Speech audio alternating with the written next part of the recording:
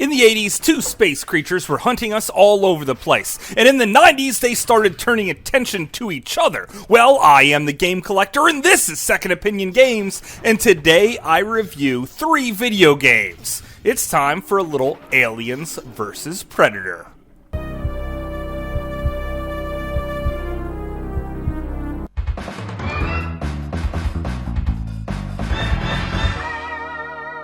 Second Opinion Games. First up, we have Predator on the original Xbox. Now, this does take place in an alternate universe, and it starts off in the 1930s, where you just assassinated one major bad guy, and you just want to make it back to your ship and take off because you sustained a little bit of damage for your trouble. Now, this is not one of those stealth-style action levels. No, you just run through and beat up everyone, as you don't care anymore about being seen. You just want to make it off this rotten planet alive. However, you really suck at your job, and you slip and fall and break your back, and you decide, hey, I might as well self-destruct now. Only in this world, the Predator doesn't self-destruct. His ship does, and it completely devastates everything, wiping out the entire city. Except for you, because you survive. Big screw up.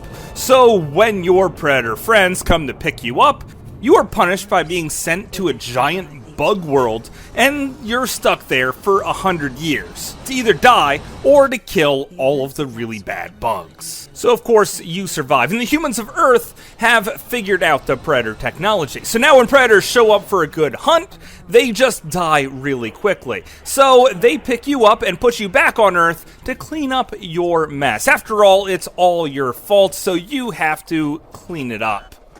So the gameplay revolves around cycling through many different types of your vision until you find different targets. Now, you can only grab people when you're in the certain type of vision that you need to be in to take them away and fillet them up in the most gruesome manner possible. And this part actually looks really cool. However, running around with someone for 5 minutes, finding the spot to fillet them, well, that can be really annoying. Also, you're not just capable of doing tons of different power-ups. No, you have to collect them as you run around these fairly huge worlds. So, there's that going on. So you can still turn invisible, though, and you could even use your plasma cannon. But both of them require a great deal of power. So you have to switch your visions to seek out technology and find fuse boxes where you just stab them with your freaking claw arm thing and get electrocuted to the point where you recharge all of your batteries. Because that's just the most sensible way of doing that. And then your plasma cannon only has like 3 or 4 shots, and your invisibility doesn't last longer than 2 or 3 minutes. And the fact that together they drain your batteries really stinks, because certain enemies really go down fast to your plasma cannon, and you're going to want to use them. And now you can't, because your battery's dead. Now overall, I'm going to say the game looks good, and it totally sounds great. All the sound effects feel like they're ripped straight from Predator movies. But the controls are a little cumbersome and overly complicated, and the camera is pretty abrasive too. If you can look past the slight flaws here, you have yourself a pretty darn good Predator game, and I'm going to recommend getting it because it's reasonably cheap, costing right around $20 to $25, depending how in good condition your copy is. That's a monster!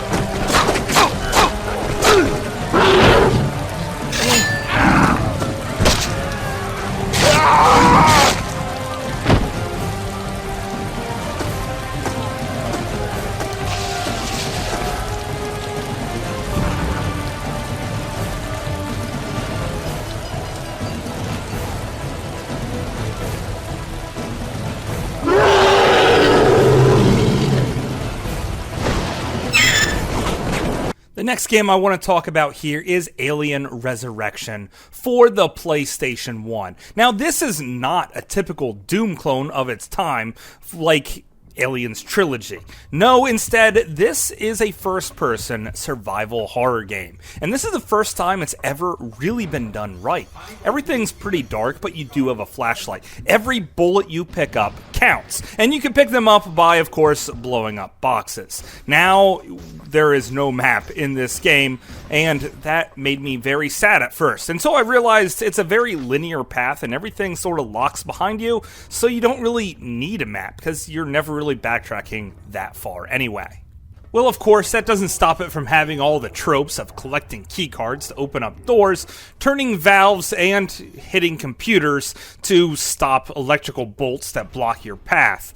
No, they're all still here in spades, but the game is still very linear. So how does it keep it exciting? Well, having freaking aliens that move really fast and take a ton of bullets. Don't worry about their blood, even though they're full of acid, it doesn't hurt you like other Aliens games. And occasionally you even run to people that haven't been eviscerated yet, and then you have to kill them as well.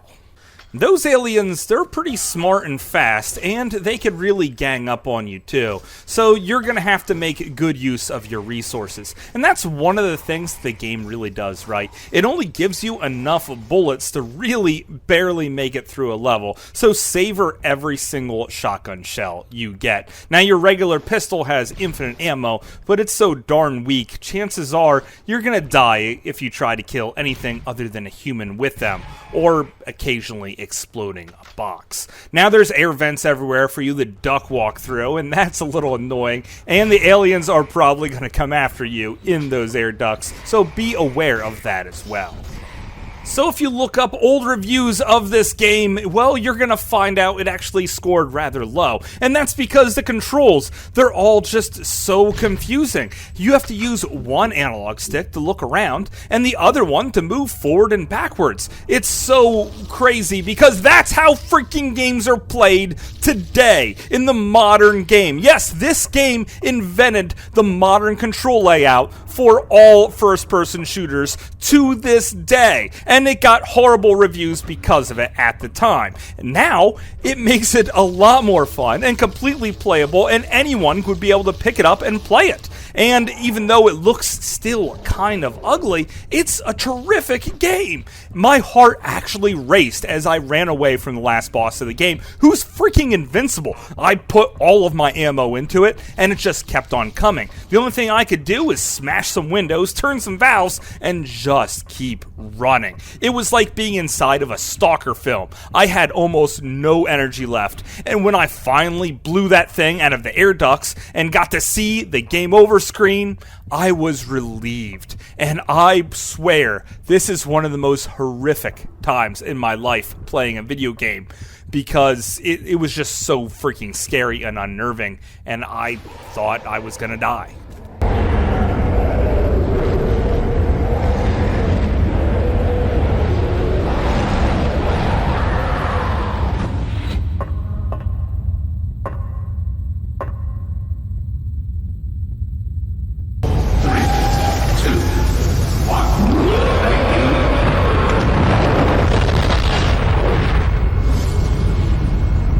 So the next game I want to talk about is Alien vs. Predator in the arcade. This is one of Capcom's absolute masterpieces, and it looked better than nearly all the other beat-em-ups in the arcade at this time, and also sounded really good as well. And being drawn in by the 4 playable characters in the game, well, that is terrific. 2 of them are human, of course. One of them is a big, muscly guy with a huge robot arm. He never really interested me that much. The other one is a girl with a freaking machine gun, and you can just blow everyone away with that. However, occasionally, she has to reload.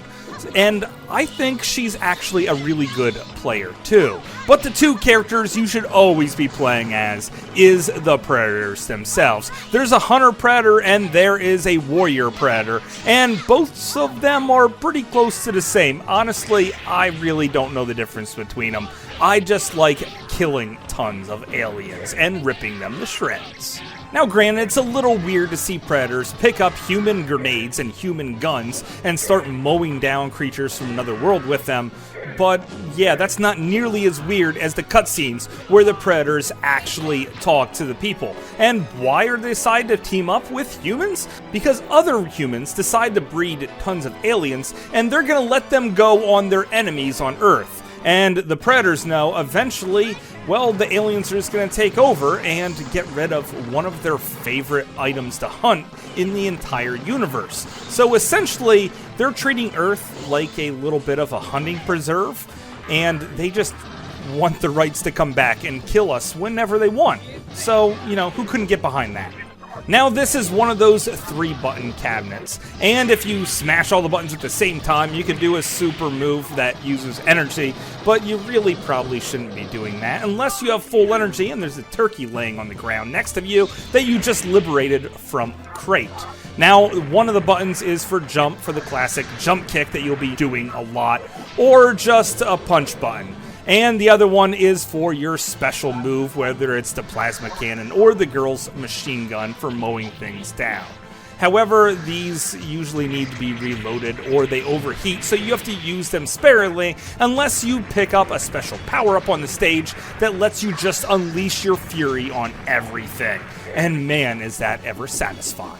So playing through this 45-minute experience, it really never gets too monotonous, probably because all the different weapons you could pick up, that having the 4 different characters is a major plus. By the way, if you die when you're a predator, the continue screen looks like you trying to self-destruct, or if you die as a human, you are horrified with the aliens and they're snapping mouths at you, making creepy noises.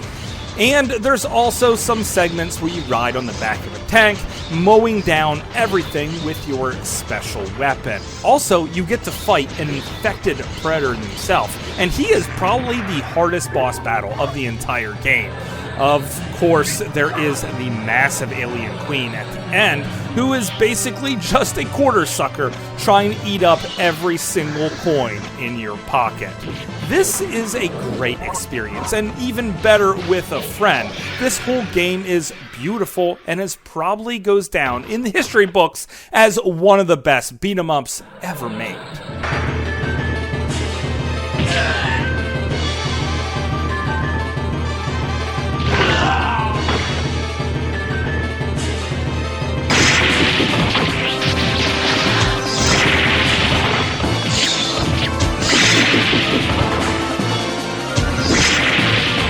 So, Aliens vs. Predator. Who wins? Well, of course the answer is you, because that Predator game for the original Xbox is actually quite fun and pretty gruesome with its fillet scenes, and it's priced just right. Now, Alien Resurrection is a little bit pricier in the $30 to $35 range, maybe even a little bit more, but the controls feel so good, it just keeps the game fresh and playable in this modern day and age, and it's quite scary as well. And of course, Aliens vs. Predator is one of the most iconic arcade beat-em-ups of all times, and Capcom just announced that they're going to have their own plug-and-play arcade stick for your home, and this is one of the games on it. So, between all 3 of these, you have plenty to play in the Aliens vs. Predator worlds. But that's just my opinion. Thanks for watching.